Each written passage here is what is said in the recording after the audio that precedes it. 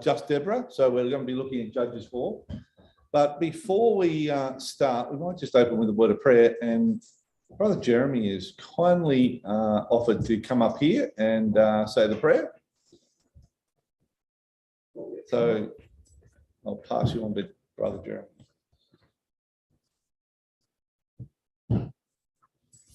Heavenly Father, we approach unto your glorious presence, and we're so thankful that we can gather together as an ecclesia and that we can gain encouragement and strength for our faith through these meetings.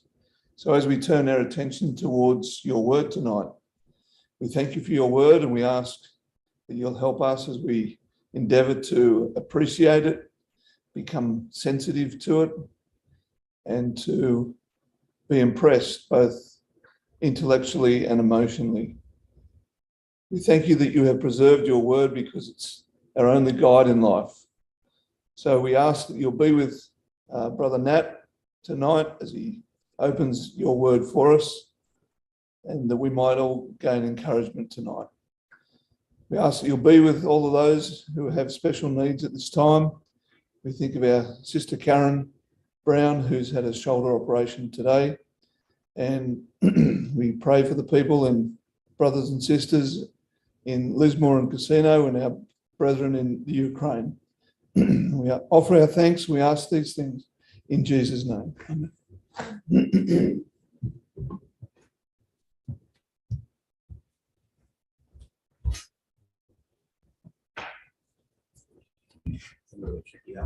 Yeah, I'll let you adjust it.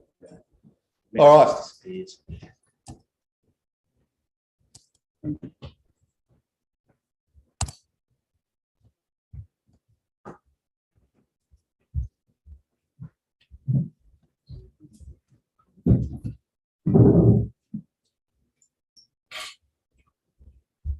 Okay, so we're going to do away with the reading of Judges chapter 4, but just so you're aware, if you want to turn it up, so we're ahead on if he refers to any quotes. But I'll just pass the class now on to what? Oh, okay. To Brother Nat, please.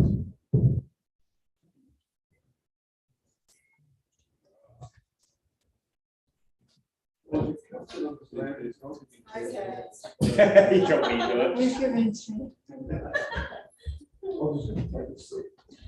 Yeah, that's the guy. All right.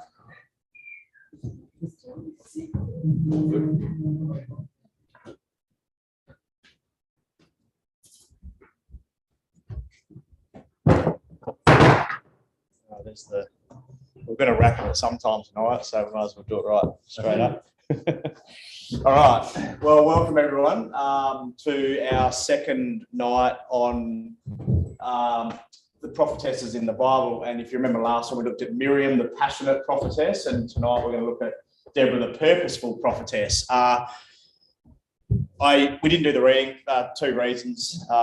Number one, hopefully you already know the story. And number two, one thing I didn't get time for this week is to try and cut down on my content. So there's a fair bit about Deborah, more than what I was actually kind of anticipating, but we're going to just get through it and we will learn a fair bit about. So it's a pretty exciting story. If you already know the story, I'm hoping you do, about Deborah. And there's a lot of characters in Judges 4 and Judges 5. And Deborah's life actually challenges all of us quite a bit. She is a woman of purpose, as we'll see. And hopefully tonight she will challenge us in everything that we do to show that we're people of purpose in what we do, and especially in our relationship with God and our families and our ecclesia. So tonight we're going to look at 4 points about Deborah. So we're going to see in Judges 4 verse 4, she's the purposeful prophetess. In chapter 4 again, a couple of those verses there, she's a lively leader. Judges 5, she's the spiritual songwriter. And then I'm going to let somebody else say this one, magnanimous mother in Judges 5. So very, magnanimous. I don't know, somebody can maybe give me another word for that one, but that's what I found up with the starting with M. So we're going to look at those 4 characteristics of Deborah, and hopefully that might stick in your mind a little bit to remember it. There's actually only 2 chapters about Deborah, chapter 4 and chapter 5. It is quite unusual in this sense that one of those accounts is a narrative, a very factual account about what goes on. And chapter 5 is actually a song. And it's a double narrative. So both of those chapters actually complement each other. The first gives us all the facts about it. And then chapter 5 follows up with the song, which gives us a bit more detail, a bit more insight into what happened. So we're going to get straight into Judges chapter 4. It's about 160 years after Joshua. And we're introduced to the state of the nation in verse 1 to 3. It says there that the children of Israel again did evil in the sight of Yahweh when Ehud was dead. Yahweh sold them into the hand of Jabin, king of Canaan, that reigned in Hazor, the captain of whose host was Sisera, which dwelt in Harosheth of the Gentiles. The children of Israel cried unto Yahweh, for he had 900 chariots of iron, and 20 years he mightily oppressed the children of Israel. So this is gives you a little bit of a background, and it's actually the only time during Judges where the enemy actually came from within their land. They'd failed to drive these Canaanites out, and as a result of that, in verse 3, it says there that they were mightily oppressed. So one of the interesting things that's pointed out here of the enemy. There's only one real characteristic. It says, for he had 900 chariots of iron. And I think what the narrative is trying to do there is sort of throw us back to Deuteronomy chapter 20, verse 1. And it's the words of Moses when they came out.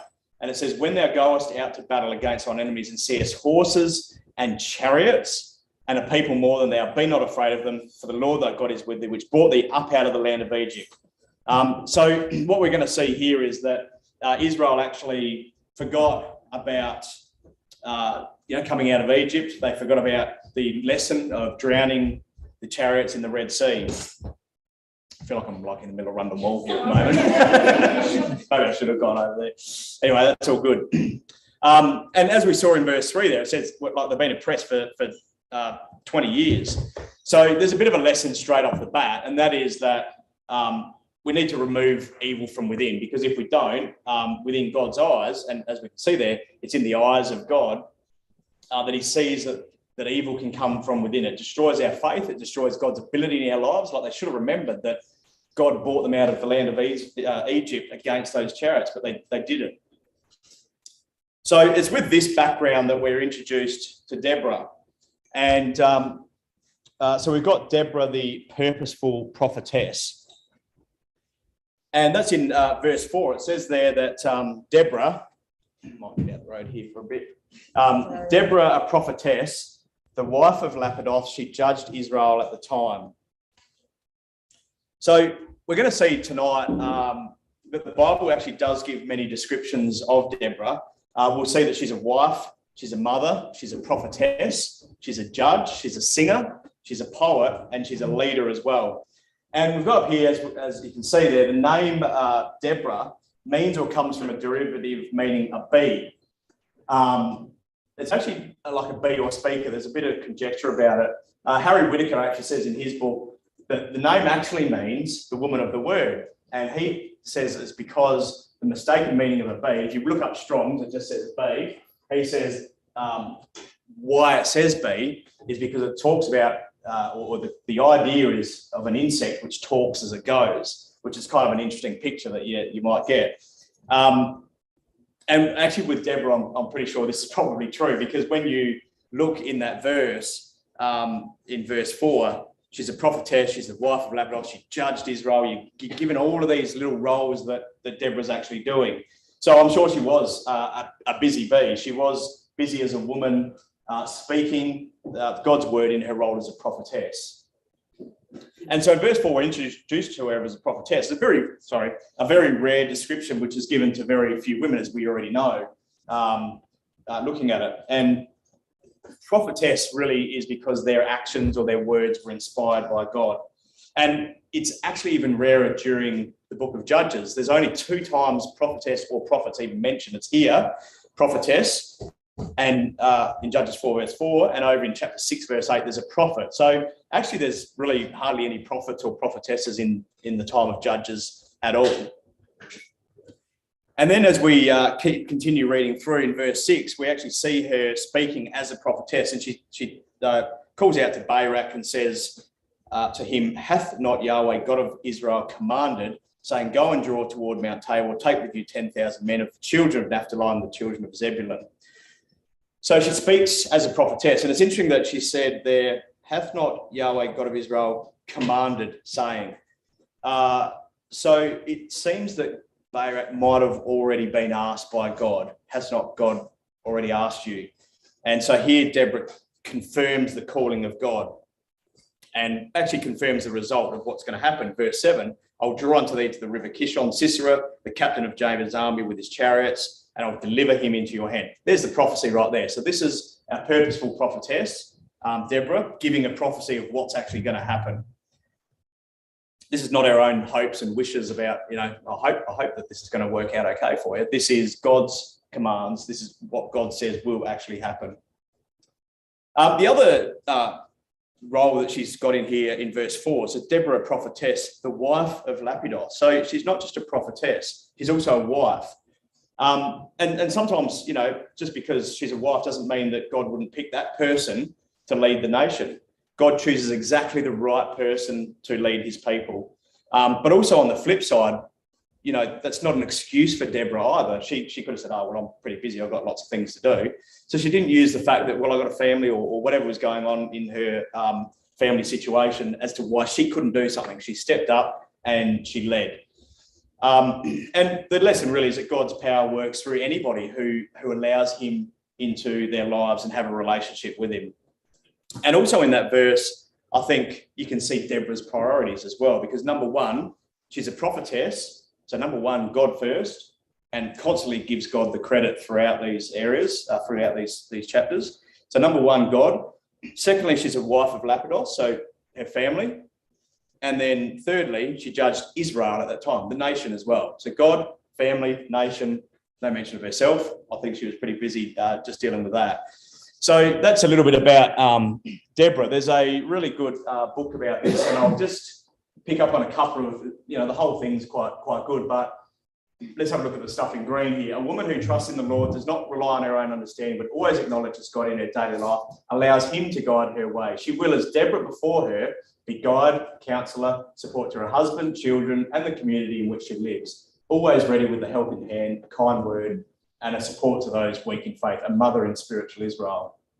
And bring it to today. In these last days, may every man and woman in the Lord work together for the greater glory of God, for this will be their united task in the coming kingdom. And if we work not together now, we shall not then. We're all one in Christ Jesus. And we'll see a bit more about that characteristic of Deborah as we go along. There's a third role in verse 4 that she's talked about, and that is at the end there. It says she judged Israel at that time. So she was literally a judge, and she actually ran a court. The NIV says she held court under the palm of Deborah between Ramah and Bethel in the hill country of Ephraim, and the Israelites went up to her to have their disputes decided. We might know a bit about the palm tree. The palm tree was actually a symbol of uprightness, and you can jot down Psalm 92, verse 12 to 13, which says, "The righteous shall flourish like the palm tree. He shall grow like a cedar in Lebanon. Those that be planted in the house of the Lord shall flourish in the courts of our God."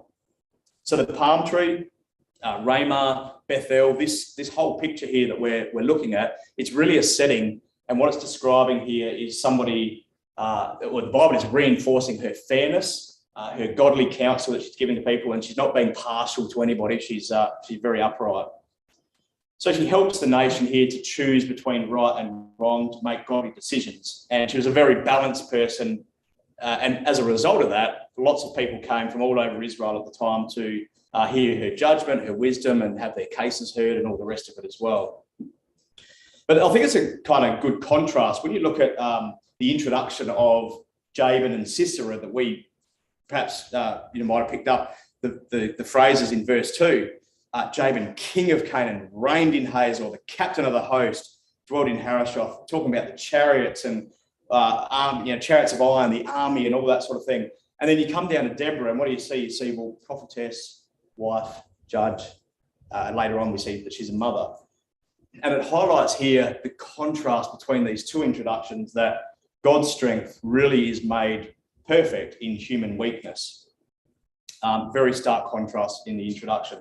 And if you want to jot down a quote, 1 Corinthians 1, verse 27 to 29, God has chosen the weak things of the world to confound the things which are mighty, there's your Jabin and your Sisera, that no flesh should glory in his presence. And that's the whole principle here through Judges 4 and 5, actually, is that God was the one who won the battle. Nobody else, not Barak and his plan, it was God. So that was 1 Corinthians 1, verse 27 to 29. And so the picture here is that the Israelites are in distress. They're very scared. They've got this oppressing nation. And so who is God's choice to stop this? Well, it's two humble Israelitish women. It's Deborah and later on Jael as well. And, you know, in all of the Old Testament, this is the only time where deliverance was brought about by the hand of purely the women Deborah and Jael.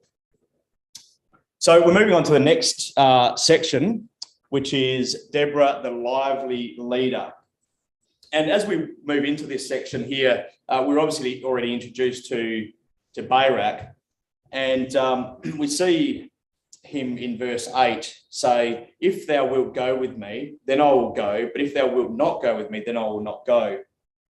Barak means lightning. He lived about 150 kilometres north of where Deborah was. He was in Kadesh Naphtali.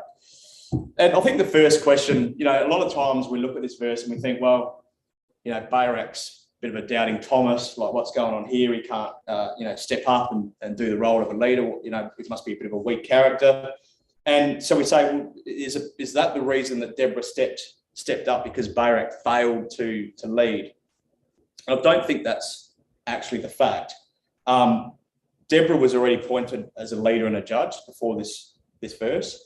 Barak was supposed to lead in a military way. So does that mean that Barak's low on faith here?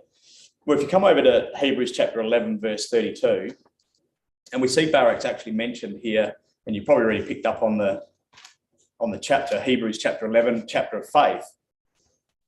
So the question is, you know, was Barak low on faith? Well, let's go to Hebrews 11, verse 32. It says there, the Apostle Paul says, and what more shall I say? For the time would fail me to tell of Gideon and of Barak and of Samson and of Jephthah, of David also, and Samuel and of all the prophets. So Barak's mentioned in a chapter there showing substantial faith. So it's not because he's cowardly or lack of faith. I think what it's doing is it's showing to us that Barak's determination here is to include God in the battle. How many times in the Bible have we read where people, where it's said, you're foolish to go to war without God being in your life, without seeking God to go into battle? Don't do it. And here, Barak's faith is mentioned in Hebrews 11 because he was making sure that God was with them. He was acknowledging his own limitations with this and wanting to make sure that God was as part of it. There's a commentary here that says, the policy of Barak then to secure the presence of the prophetess is perfectly intelligible, as it would stimulate the valour of the troops. And Harry Whitaker says a little bit about this. Sorry, I want him. Sorry. Oh, you're all right. Good. Probably get the couch there by the looks. Or... Perfect. Thanks. Just a couple of chairs. Sorry, you're right. The next person gets the ball. Yeah.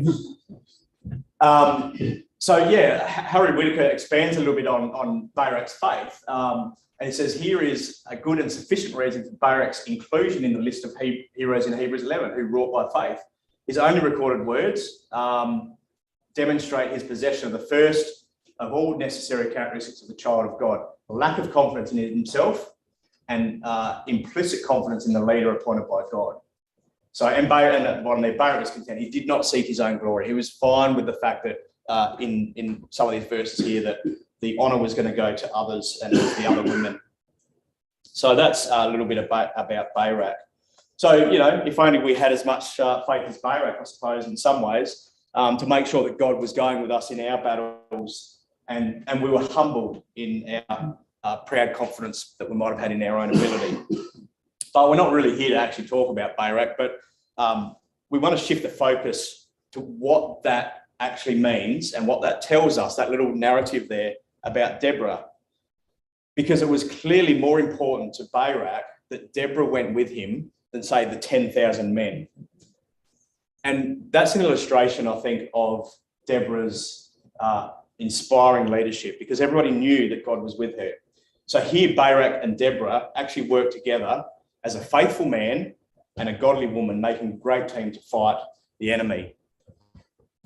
And again, this one here, Lessons from Nature, Sister Alice Hopkins, says this one here. Might read through it all. It seems a favourite argument with some that women's intellect is not equal to that of men, but the proper answer is that the woman's mind is not on the same fibre, generally speaking, nor of the same structure. It is superior to man's in the orbit she moves, and therefore the comparison is not fair. Fair enough. Both are different intellects, suited for different objects, and is it not a fact that we often find that when man fails, woman is triumphant?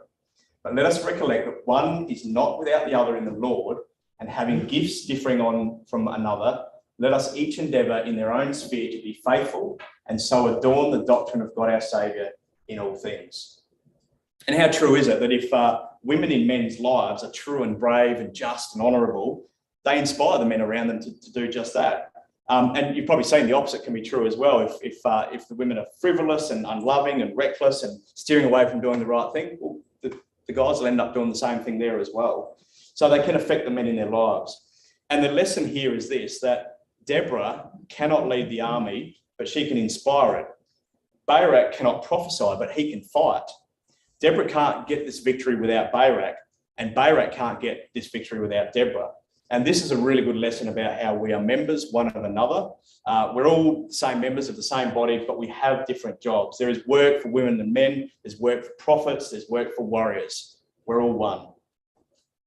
So we read on in verse 9 to 10, and she said, I will surely go with thee, notwithstanding the journey that thou takest shall not be for thine honour. For Yahweh shall sell Sisera into the hand of a woman. And Deborah arose and went with Barak to Kedesh. And Barak called Zebulun and Naphtali to Kedesh, and he went up with 10,000 men at his feet, and Deborah went with him. And so that phrase is quite important. Deborah went up with him. Also mentioned back in verse 9, Deborah arose and went with Barak to Kedesh. So we're being told a bit of a story here, repeated. Remember, she's a wife, she's a prophetess, she's a judge, and she's not the kind of person that you'd expect out on the battlefield. But here we see another characteristic of her, lively leadership. And here she is going up into battle and the people are actually following her. And she gives that direction in verse 14, doesn't she? She says, and Deborah said unto Barak, up, for this is the day in which Yahweh hath delivered Sisera into thine hand. Is not Yahweh gone out before thee? So Barak went down from Mount Tabor and 10,000 men after him. You know, Deborah, we saw that picture of her sitting under the palm tree, didn't we, at the start? And here she is going up, again, mentioned twice, with Barak into the thick of it all. She's telling him, go up, this is the day.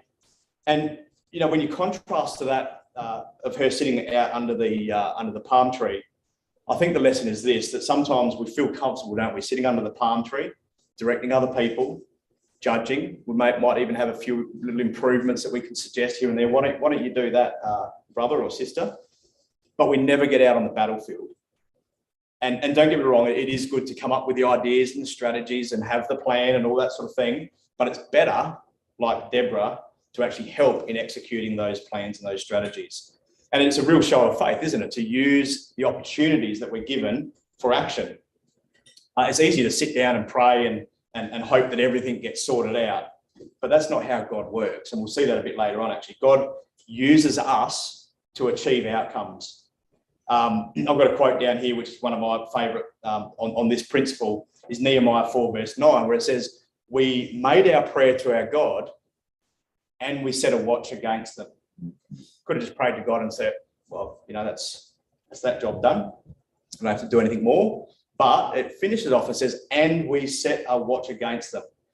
He could have thought, well, God will sort that out, we're done here. But we need to couple prayer with action. There's other quotes like, they that wait upon the Lord, that's great. You can wait on the Lord, shall renew their strength. This one here, if you have faith as small as a mustard seed, you've got faith, that's great. You can move mountains. So there's the action. So that needs to be coupled with action. And we see that here with Deborah, those words of inspiration and encouragement. She knew that it was going to be God that was going to fight the battles. And she says there, the Lord has gone out from before you. Just come back with me to Deuteronomy chapter 9, verse 3, because she's picking up on some phrase of Moses back in Deuteronomy chapter 9, verse 3. Because the words of Moses are very similar.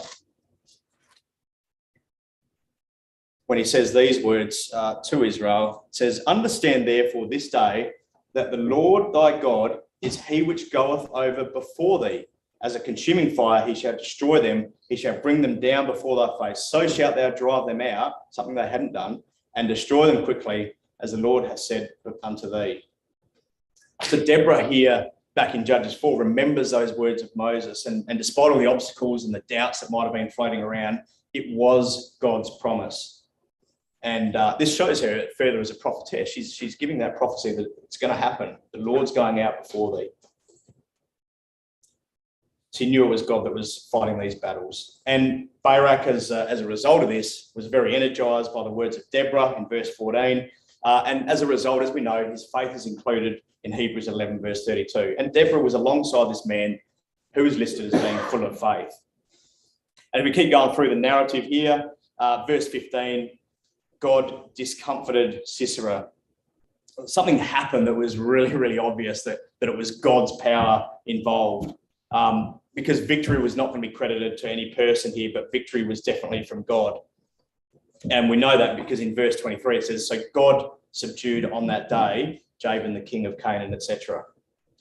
Back here in verse 14, the NIV, some of you might have it, the Lord routed Sisera and all his chariots and army by the sword. The Hebrew is a verb there, and it's used, it's called hamam. Literally, it means to put in commotion. So God put them into commotion. And interestingly, it's the same verb used with Israel's exodus from Egypt. In Exodus 14, verse 24, it says, during the last watch of the night, the Lord looked down from the pillar of fire and cloud at the Egyptian army and threw it, and this is the word, threw it into confusion. So we can see it's very similar to the time of Miriam. If you remember, Miriam was our first prophetess. So the connections there between Miriam the prophetess and Deborah the prophetess are pretty full on. Overcoming the chariots of the Egyptians. And this would have been very inspiring. And I think that's one of the reasons why the song in Judges 5, because she sees what Miriam did and they burst into song in a similar way as Miriam did. So chapter 4 started, if you remember, with oppression under Canaan, under this enemy. And it ends here in verse 23 of God subduing, and verse 24, the children of Israel prospering. So completely opposite. There's a complete change in Israel under the hand of Deborah, under her lively leadership that she had. Okay, so next little section is Deborah, the spiritual songwriter. And this is all of Judges 5, really. Judges 5 is a song of victory, and it's got some very powerful lyrics in there. If you read through it, it's really quite good.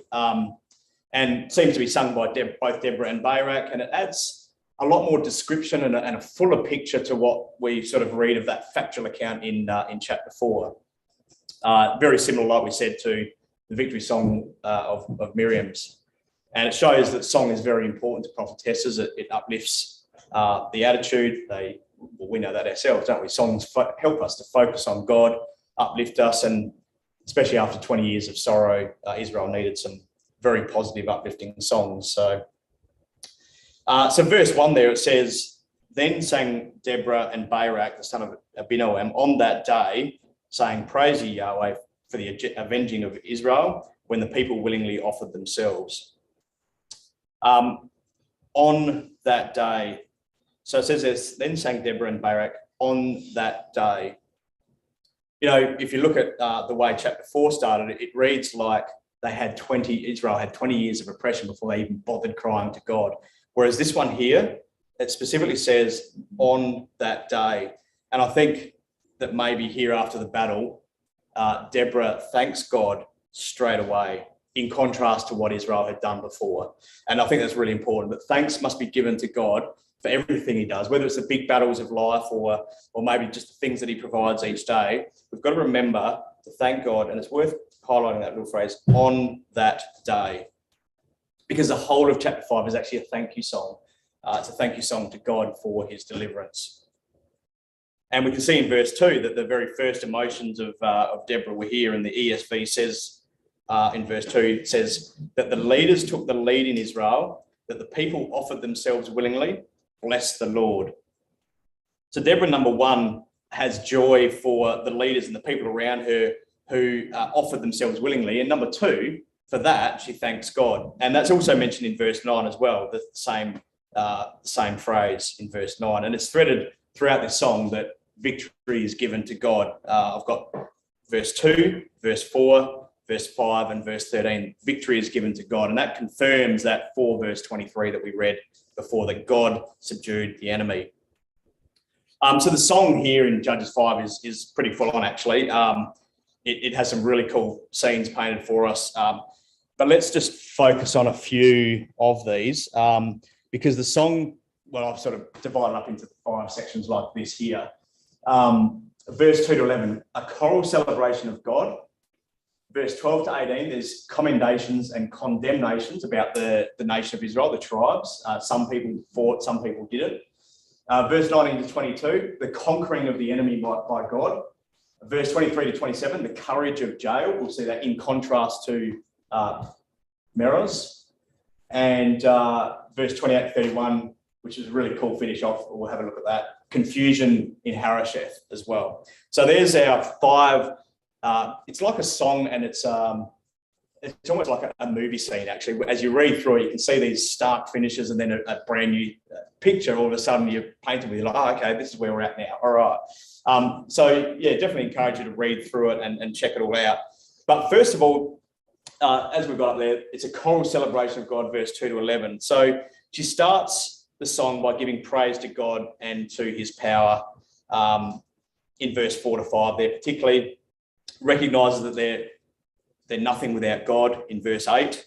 They chose new gods, and that's where the problem started.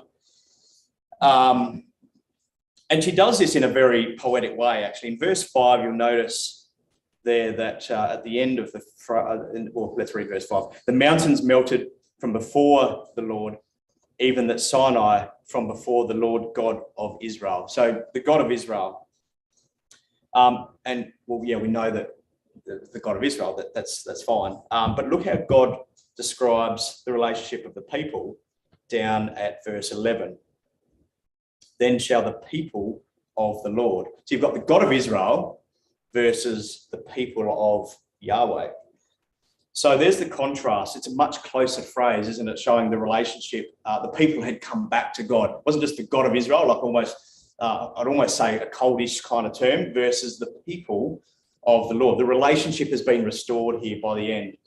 There's also a comparison with gates as well. In verse 7, at the end of verse 7, you've got, sorry, it must be verse 8. Yeah, verse 8, they chose new gods, then was war in the gates. And down in verse 11 says, they that are delivered from the noise of the archers in the places of drawing water, there shall they rehearse the righteous acts of Yahweh, even the righteous acts towards the inhabitants of his villages in Israel. Then shall the people of Yahweh go down to the gates. So, the war in the gates in verse 8, actually, highlighting the despair and the defeat and the war that's going on. But the gates down in verse 11, they're a symbol of victory. So everything's changed by verse 11 from going back to God. And of course, there's a special mention in verse 9, again, as we said, same as verse 2, of those who willingly offer themselves to the sacrifice of God and their nation.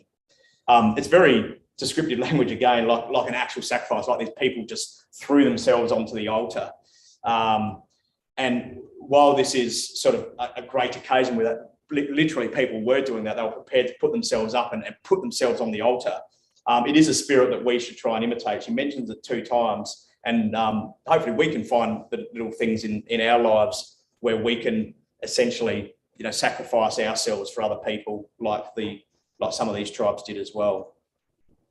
So the next scene that we're then pulled into verse 12, you can see the complete change. Awake, awake, Deborah. So end of that scene, straight into the next one. And we're talking about the commendations and the condemnations. And here in verse 12, awake, awake, Deborah, awake, awake, utter a song, arise, Barak, and lead thy captivity captive, thou son of Abinoam.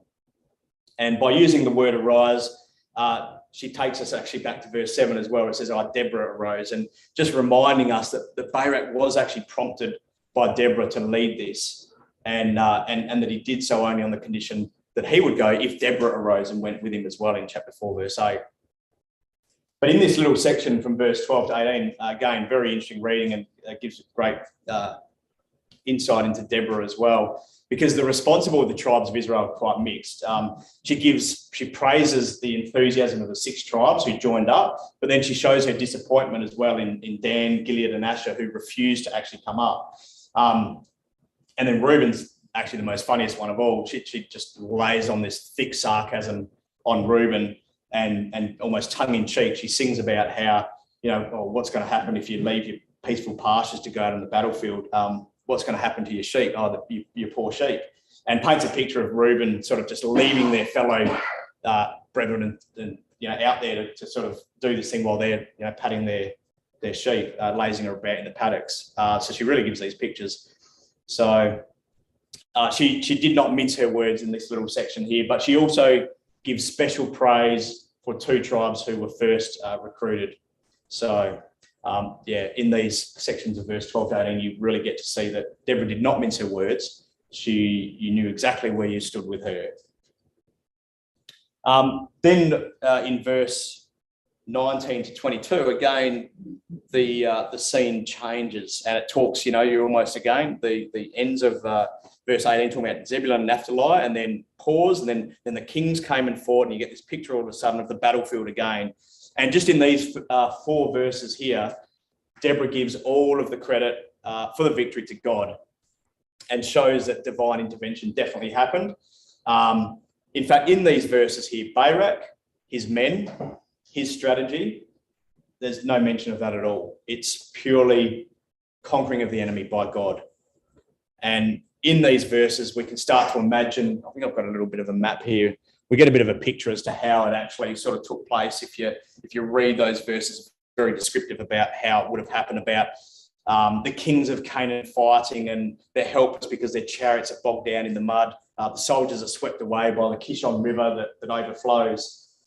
Verse 22 shows the panic and the confusion of the enemy. It says there, then were the horse hoofs broken by the means of the prancings of their mighty ones. So you can get this picture of these horses just trying to get out of the mud.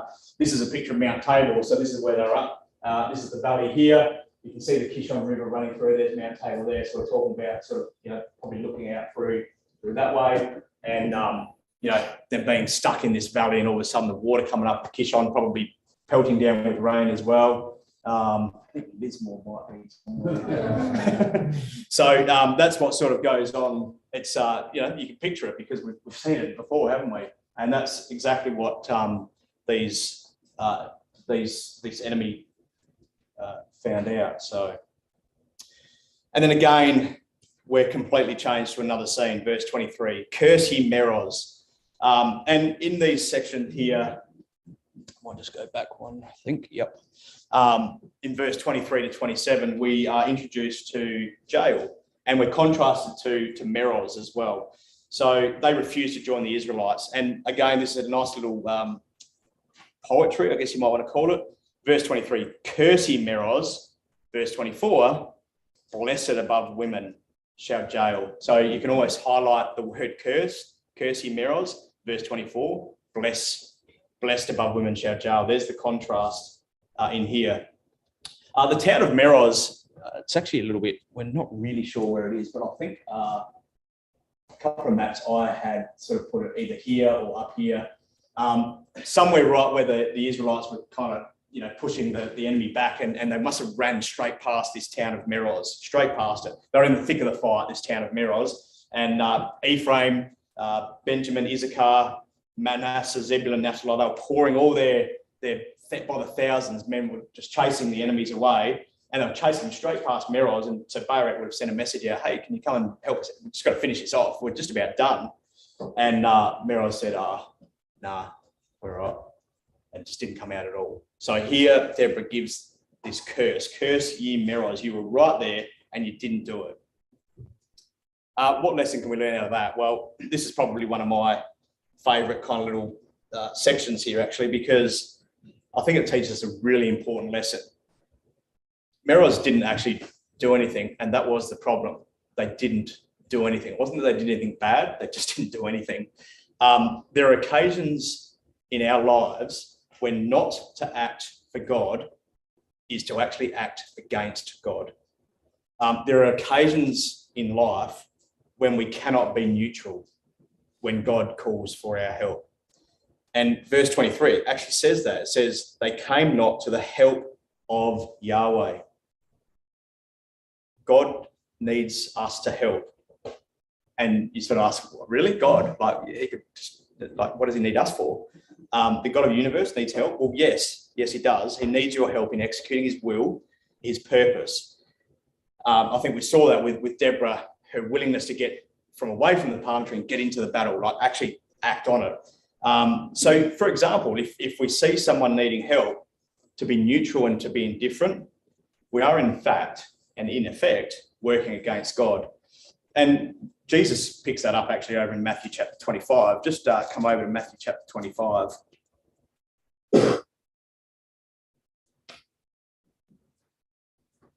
Matthew 25, verse 45. You could almost say this is the town of Meroz right here that Jesus is talking about, and it can be us as well.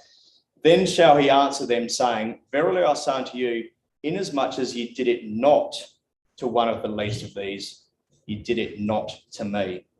And these shall go away into everlasting punishment, but the righteous into life eternal. And there's the difference right there. That's a pretty big thing. So don't be neutral, don't be indifferent. If you see something, get in and get stuck into it, because God is probably calling for your help. And of course, we've got a significant part here as well with Jael. And a lot of this song is actually about Jael from here on to the end. And she's described here as being blessed above women. Her quick and brutal actions, there's 5 very strong expressions there through verse sort of 26 and 27, where it says she reached, she struck, she crushed, she smashed, she pierced. Very strong words. But I'm just going to quickly brush on this one, because again, we're really dealing with Deborah here. But we do see some amazing terms used here, which I'm sure you might see or you might have coloured in. And it is worth actually colouring in some of these words. I've got them coloured in for you up there. Obviously, Genesis 3, verse 15, I'll put enmity between you and the woman, between your offspring and her offspring. He shall bruise your head and you shall bruise his heel. And here we have the words from the song here. She sent her hand to the tent peg and her right hand to the workman's mallet. She struck Jael, struck Sisera. She crushed his head. She shattered and pierced his temple. It's worth bringing in those couple of, in that colour, or a colour, and then a different colour between her feet. He sank, he fell, he lay still. Between her feet, he sank, he fell. Where he sank, there he fell dead. And you can see that, the Bible echoes there going on. So the very last, I'm just going to go backwards, confusion in Harashoth. This is actually really, really poetic here. So, if I was writing a song or a movie or whatever, I'd think that's it. What a great way to finish. There's Sisera dead. He's got a tent peg through his head. It's blood. Game over. Done. Credits. End of story. But, that's not how Deborah ends. And it's like, again, this goes to this almost this last scene, where you're left wondering actually what happens with Deborah, with Sisera's mother. You're not actually ever told. What you get this picture of is Sisera's mother looking out the window, wondering when her son's going to get home. And then it's it. Then that's the end. She's sitting there, Sisera's mother, sort of thinking, well, he must be having lots of fun there. He's got lots of spoils. He's all good. I wonder why he's not home though. I'm a little bit anxious about it. And she's questioning why he's not back yet. And that's where the scene finishes. And you're left sort of going, I wonder what happened to Sisera's mother. Like, I wonder how that would have unfolded after that. And then that's it. That's all you're left with. So, yeah, kind of quite the finish, I think. And then obviously in verse 31, she finishes with praise to God again. The ESV has their so may, and this is almost, I think, like the curtain call, and all the characters come out to have a bow, actually, because it reads like this in the ESV. It says, so may all your enemies perish, O Lord, but your friends be like the sun as he rises in his might. And you just picture all his friends, God's friends, all coming out, Jael, Barak, Deborah, and that's it. We're over here, done. And that's the end of the song and the end of the poem. So God's friends all come together here to overcome the enemy together. But, only a mother, as we said there, she sort of finished off there with Sisera's mother. And a mother would be the one to picture Sisera's mother waiting anxiously for her son. And we're just going to finish off with the final one, which is the magnanimous mother. All right. So this is the final characteristic of Deborah, and this is the description she actually gives herself, except maybe without the magnanimous in front, but that's okay. It describes it well. Maybe she was a biological mother. We don't actually know that. There's no children mentioned at all about her. And of all the titles that she could have used, prophetess, leader, judge, songwriter, she actually sums it up and chooses mother in Israel. And that's back in verse 7. So we're just going to go back to the start. I just wanted to focus on this because it is fairly important, I think, that she uses this herself. And it says in verse 7 there, the inhabitants of the villages ceased. They ceased in Israel until that I, Deborah, arose, that I arose a mother in Israel. In verse 7, instead of the inhabitants of the villages ceased, some versions actually have the leaders ceased. There's no one really leading the people. Now, I mean, what male leaders were in Israel at the time of Deborah's rule? You had noblemen, we had princes and leaders. There was obviously in here the people who offered themselves willingly. There would have been some amongst them. There was Barak, who was one of the heroes of faith. But God chose Deborah. Why?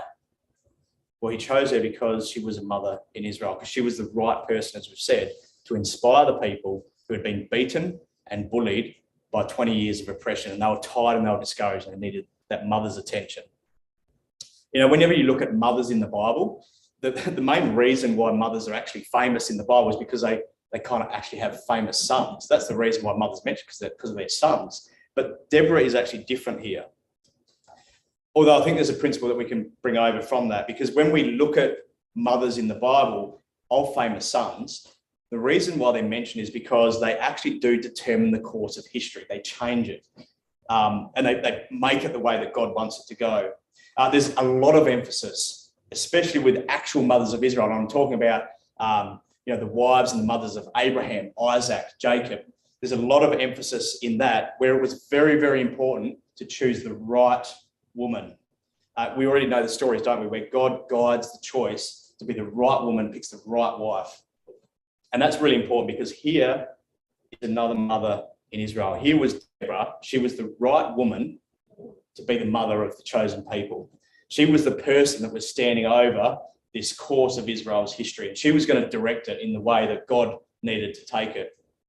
Verse 8, it says there, they chose new gods, then was war in the gates. She knew why the war began, because these children chose other gods. And as a mother, she understood the punishment, the idolatry of the people. And we see the steps of decline in there, don't we? So it says they chose new gods, then was war in the gates. Was there a shield or spear seen among 40,000 in Israel? And see the steps of decline. Number one, they departed from God. They went to other gods. Number two, that provoked God to anger, and there was war in their lives. And then they turned helpless. There was utter helplessness. They had no courage to hold weapons. The armor of God was put down. All moral strength disappeared. Their conscience was destroyed. And she understood as a mother where the problem started. It started within the nation. We saw that back in chapter 4, verse 1, didn't we? And she also knew how to end it as well. And the phrase, the mother in Israel there in verse 7, is actually related to the line of the song in verse 5, the God of Israel. So you got verse 5 at the very end, the God of Israel, and in verse 7, the mother in Israel. Yahweh is the God of Israel, Deborah is the mother in Israel. And Deborah was God's representative in Israel, for sure. But I think it shows the relationship with her to her God and with these children.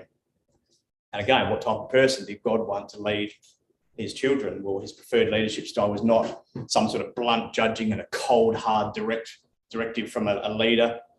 He wanted a mother. He wanted someone nurturing, warm, caring, someone who was listening, someone who inspired by bringing people around her, as we've seen with Deborah. And she wasn't the type of leader, was she, who went running down with Mount Tabor with a sword in her hand.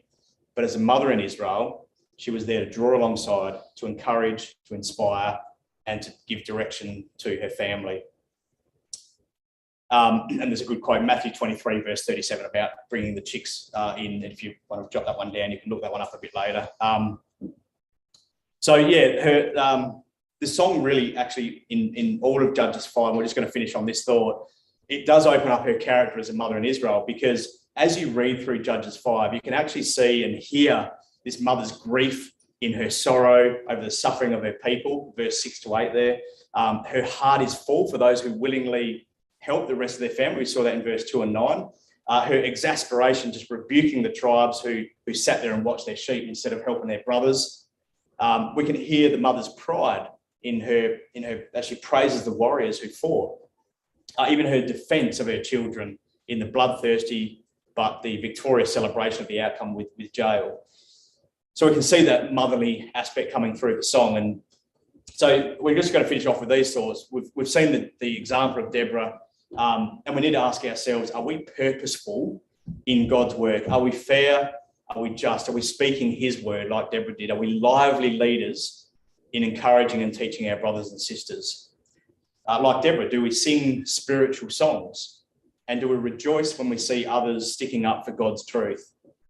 And are we sad when we see others err or disobey? And is there a generous and a forgiving mother's heart, a magnanimous heart inside of us for God's people, for our fellow brothers and sisters? And so let's be people of purpose, like Deborah, the prophetess, who was brave, she was passionate, loving, humble, and fiercely committed to God's people and God's glory. Good.